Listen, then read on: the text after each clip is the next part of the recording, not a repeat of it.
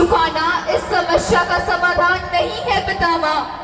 मैं आपकी कुलवधू द्रौपदी एक वस्त्र में लिपटी हुई ऋतु स्नान किए बिना इस भरी गुरु सभा में आपको प्रणाम करती हूँ और यह जानना चाहती हूँ कि आज आप मुझे क्या आशीर्वाद देंगे। आप तो सबसे बड़े हैं, महावीर हैं, श्रेष्ठ हैं। मुझे बताइए, क्या आपने केवल गुरु सिंहासन की रक्षा का वचन लिया था? क्या गुरु मर्यादा का कोई महत्व नहीं है? क्या एक स्त्री की मर्यादा आप जैसे शूरवीरों के लिए कोई महत्व नहीं रखती? मेरे प्रश्नों पर मुंह छुपाना आपको शोभा नहीं देता पितामह। मेरी ओर देखिए, देखिए मेरी ओर। मैं गुरु मर्यादा के आगे लगाए प्रश्न चिन्ह हूँ। देखिए मेरी ओर, देखिए कि आपकी कुलवधू किस दशा में खींचकर यहाँ लाई गई है। क्या भरतवंशियों की यही परंपरा है? आपके मुंह से सुनकर मैं चुप हो जाऊंगी, चुप हो जाऊंगी।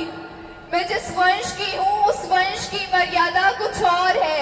उस वंश के लोग अपनी कुलवधू के मान सम्मान की रक्षा के लिए मर मिटते हैं, किंतु हर परिवार की अपनी परंपरा होती है। कृपया मुझे भरतवंशियों की परंपरा बताइए। मेरी ओर देखिए पितामह। प्रणाम गुरुदेव द्रोणाचार्य। जब मैंने पहली बार आपके चरण छुए थे तब आपने मुझे सौभाग्यवती होने का आशीर्वाद दिया था। अपने उस आशीर्वाद की दशा देखिए। आपके सामने धर्म और आप सहन कर रहे हैं। गुरुदेव बताइए, क्या एक ही आश्रम में आपसे शिक्षा लेने वाले कौरव और पांडव इस कदर गिर गए हैं कि एक अपनी पत्नी को जुए में लगा रहे हैं और दूसरे उसे किसी वस्तु को जीतने की भांति हर्ष कर रहे हैं और गुरु सामने बैठा देख रहा है? क्या आने वाली पीढ़ियां सभी गुरुओं पर संदेह नहीं करेंगी? क्या धर्मराज युधिष्ठिर भी मर्यादाहीन होकर जुआ खेल सकता है? अपनी जलन और पिता द्वारा बिगाड़ा एक पुत्र दुर्योधन अपने परिवार की वधू को वस्तु की भांति समझता है। गुरुदेव बताइए, क्या आने वाली पीढ़ियां गुरु की शिक्षा प्रणाली पर प्रश्न नहीं उठाएंगी? पुत्री, हम अपने वचनों में बंधे हुए हैं। इस समय हम राजा के खिलाफ नहीं जा सकते पुत्री, नहीं जा सकते। मैं समझ गई गुरु द्रोणाचार्य। अगर मेरी जगह आपकी पुत्री होती तो आप इस सभा में बैठे अपने शिष्यों जो दांव पर लगाए और जो स्त्री को जीते उनकी जिह्वा बाणों से छेद देते, परंतु मैं एक पराई हूँ, आपकी कोख से जन्मी बेटी नहीं हूँ। मैं वचनों में बंधा हुआ हूँ पुत्री, और आज राजकुमार दुर्योधन की बात मानने के लिए मजबूर हूँ। मैं नातों की बात नहीं कर रही पितामह। आप पाप के वृक्ष की छांव में बैठे हैं। पितामह उठ जाइए, उठ जाइए। आपको तो शास्त्रों का ज्ञान है। पितामह मुझे बताइए, जो व्यक्ति स्वयं को जुए में हार चुका है वह कौन होता है कि किसी और की स्वतंत्रता, किसी और का आत्मसम्मान दांव पर लगा सके? मैं अपने प्रश्न का उत्तर मांग रही हूँ पितामह, और आपका ये लज्जित मौन मेरे प्रश्न का उत्तर नहीं हो सकता, क्योंकि ये प्रश्न द्रौपदी नहीं कर रही। ये प्रश्न कर रही है नारी जाति। ये प्रश्न कर रही है पृथ्वी, जो हर प्राणी की माँ है।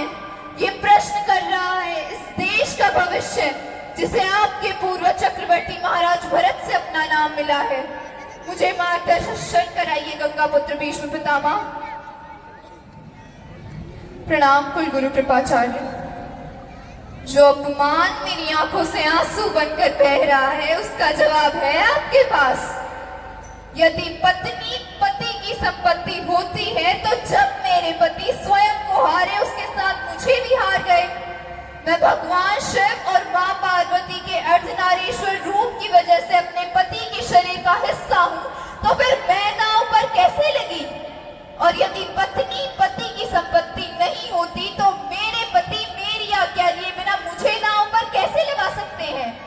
इस वंश की मर्यादा इस विषय में क्या कहती है? हम वचनों में बंधे हुए हैं। दुर्योधन से हमने मौन रहने का वचन लिया है। हम कुछ नहीं कर सकते पुत्री, हम कुछ नहीं कर सकते। कृपया मुझे पुत्री से संबोधित मत कीजिए। यदि मैं भरतवंश की पुत्री रही होती तो आपने मेरा यह मान इस प्रकार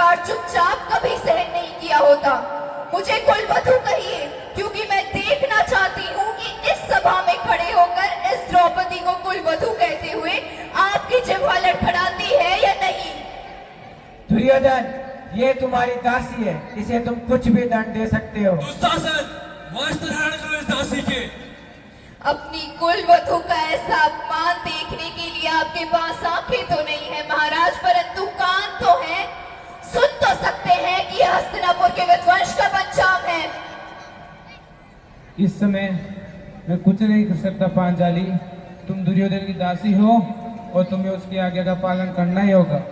मैं यज्ञ की अग्नि से जन्मी यज्ञ सेनी हूँ दुर्योधन, और अग्नि के ताप को बांधा नहीं जा सकता। मैं दासी नहीं हूँ, नहीं हूँ मैं स्वतंत्र हूँ, और मैं अभी इसी क्षण इस राजसभा का तिरस्कार करती हूँ। अभी भी मुझ पर मेरे पिता का अधिकार है, अभी भी मुझ पर यज्ञ की अग्नि का अधिकार है। पांडव भले ही अपनी पत्नी को हार गए हो, परंतु द्रौपदी अब भी स्वतंत्र है। जब तक मन से स्वतंत्रता का मान नहीं जाता, तब तक दासत्व का मान नहीं होता। मैं तेरा मान छीन लूंगा द्रौपदी। दुशासन,